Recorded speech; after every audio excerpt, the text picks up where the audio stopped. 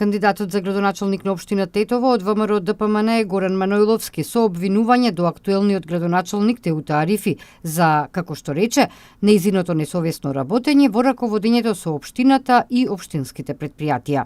Сите сме сведоци дека деновиве се врши интензивно чистење на јавните површини низ град Тетово, за кое се ангажирани повеќе нови работници. Сакаме да укажеме дека тетовчани нема да заборават на индолентниот однос во изминативе 4,5 години од страна на градоначалничката и нејзиниот кабинет. Ваквиот начин на работа представува потценувачки пристап кон граѓаните на општина Тетово и грубо кршење на изборниот закон.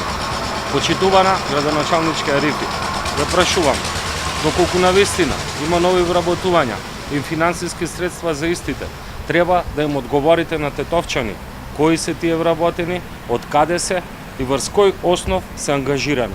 Исто така, ве прашуваме и бараме јавно да ни одговорите зошто во истиот момент општина Тетово доцни со исплата на платите повеќе месеци во јавното комунално предпријатие Тетово и градски паркинзи Тетово.